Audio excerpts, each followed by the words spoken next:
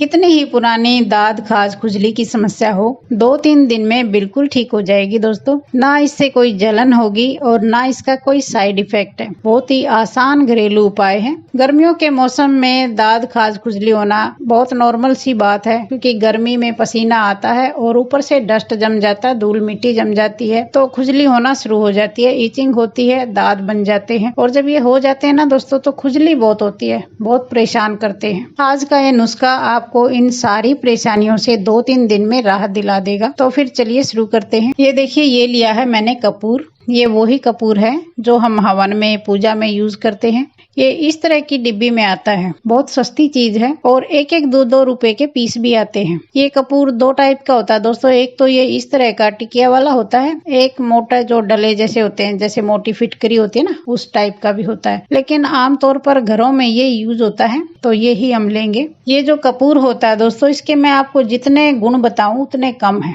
ये anti allergic होता है, स्किन की एलर्जी के लिए भी और जो खांसी जुकाम होती है उस एलर्जी के लिए भी, दोनों के लिए बिल्कुल रामबाण है। आज मैं आपको दाद खाज खुजली के लिए बताऊंगी, लेकिन अगर आपको जुकाम जैसी एलर्जी है, नजले टाइप की, आंख से नाक से पानी बह रहा है, तो आप 3-4 ये टिकिया कपूर की तोड़ लीजिए और 3-4 इलायची तोड़ लीजिए और एक रुमाल में बांध के दिन में 5-7 बार सूंघ लीजिए। एक दिन में ही ये आपको बिल्कुल ठीक कर देगी। आपको पता ही नहीं लगेगा कि वो नजला गया कहाँ आपका। तो दोस्तों, आज की रेमेडी के लिए हम इतनी सारी टिकिया नहीं लेंगे, बस हमने 2-3 टिकिया ही चाहिए। 3 ले लेते हैं। इनको हम तोड़ लेंगे, हाथ से तोड़ लीजिए या फिर कूट लीजिए। ये बिल्कुल आराम से कूट जाती है, सॉफ्ट सी होती है। और दोस्तों, कई लोगों को जैसे खुजली होके पित्त उपड़ आती है, मोटे मोटे ददोड़े हो जाते हैं पूरी बॉडी पर, जैसे मच्छर काट लेता है ना और मोटा दाफड़ हो जाए, वैसे ही पूरी बॉडी पर लगातार हो जाते हैं।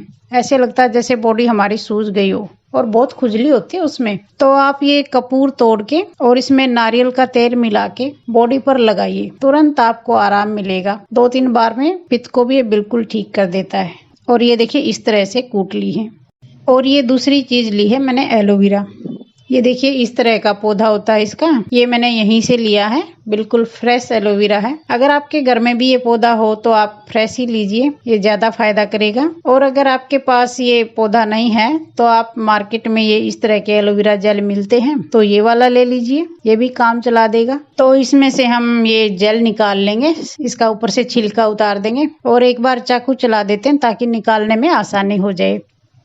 और चम्मच से इस तरह से निकाल लेंगे। ये देखिए, बिल्कुल जैसे बर्फ होती है उसी टाइप का है ये। हमने यहाँ 3 टिकिया ली हैं, तो हमने 3-4 चम्मच ही ये एलोवेरा जेल लेना है। और मार्केट वाला जेल लें तो भी आपने 3-4 चम्मच ही लेना है। ये एलोवेरा जेल आप ज्यादा भी ले लें तो भी कोई नुकसान नहीं है, क्योंकि स्किन की जो एलर्जी होती है ना, उसमें एलोवेरा जेल ही सबसे बेस्ट होता है। ज्यादा हो जाए तो कोई प्रॉब्लम नहीं है, लेकिन कम नहीं लेना है। इन दोनों चीजों को अच्छे से मिला लेंगे। थोड़ी देर में बिल्कुल पानी जैसा हो जाएगा, जेल बन जाएगा। आप चाहें तो मिक्सी के छोटे जार में भी इसे पीस सकते हैं, एक बार घुमाते ये पानी बन जाएगा। लेकिन क्या है, मिक्सी में कभी चटनी बनाते हैं, कभी कुछ बनाते हैं, तो हम रिस्क नहीं लेते क्योंकि स्किन पे लगाना है। तो इसी तरह हम कूट के इसको तैयार कर लेंगे। और ये अगली चीज ली है दोस्तों मैंने, तुलसी।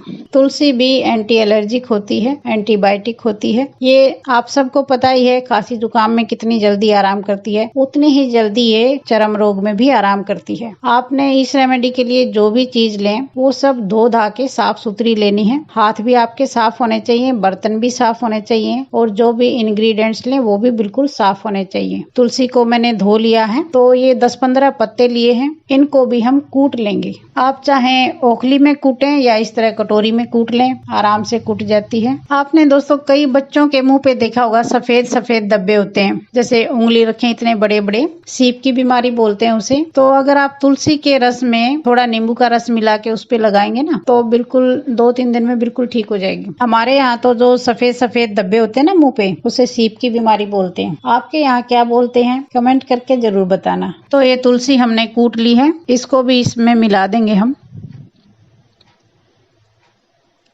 और ये अगली चीज है नींबू। नींबू का हम थोड़ा रस डालेंगे, बस आधी चम्मच, ज्यादा नहीं डालेंगे। और इन सारी चीजों को मिक्स कर लेंगे। ये जो हमने रेमेडी बनाई है इसमें ऐसी कोई चीज नहीं है जिसका साइड इफेक्ट हो। फिर भी आपने ध्यान रखना है दोस्तों, अगर आपको पता हो इन चारों चीजों में से किसी चीज से आपको एलर्जी है तो आपने यूज नहीं करनी, और इनमें से किसी चीज से एलर्जी नहीं है तो आप इसे यूज कीजिए। 2-3 दिन में ही कितने ही पुराने दाद खाज खुजली हो बिल्कुल ठीक कर देगी। आपने यूज कैसे करना है, एक कॉटन बॉल लीजिए इस तरह की और इसमें डुबोइए, और जहाँ भी शरीर पे बॉडी पे दाद है, खाज है, खुजली है, वहाँ इसको आराम से लगा लीजिए। कोई रगड़ने की आवश्यकता नहीं है, बिल्कुल आराम से इसे लगा लीजिए। इससे कोई जलन वगैरह नहीं होगी और 2-3 दिन में आपको काफी आराम महसूस कराएगी। आप इसे सुबह शाम 2 टाइम जरूर लगा लेना और ये इतनी आपकी 4-5 दिन आराम से चल जाएगी। और दोस्तों आपको अगर थोड़ी बहुत खाज खुजली है और आप सोच रहे हैं कि इतना झंझट कौन करेगा, कौन बनाएगा, वैसे तो इसमें 2-3 मिनट ही लगती हैं, तो आप मार्केट से ये एलोवेरा जेल तो खरीद सकते हैं ना, ये खरीद लेना और एलोवेरा जेल लगा लेना। ये भी बिल्कुल ठीक कर देता थोड़ी बहुत खाज खुजली को। तो जिन लोगों को भी खुजली की प्रॉब्लम है, दाद की प्रॉब्लम है, तो 2-3 दिन हफ्ते में नीम के पानी से जरूर नहाना चाहिए या फिर नीम के साबुन से नहा लें, क्योंकि हमने अपना ध्यान खुद ही रखना है। अपना ध्यान रखेंगे तभी हम स्वस्थ रहेंगे। आज का ये जो नुस्खा है दोस्तों बहुत ही आसान है, कोई साइड इफेक्ट नहीं है, बेफिक्र होके यूज कीजिए। और अगर ये रेमेडी आपको पसंद आई हो तो एक लाइक जरूर कीजिए। अगर आप चैनल पर नए हैं तो चैनल को सब्सक्राइब कर लीजिए। जल्दी मिलते हैं एक और यूजफुल रेमेडी के साथ, तब तक के लिए take care, bye bye, thank you.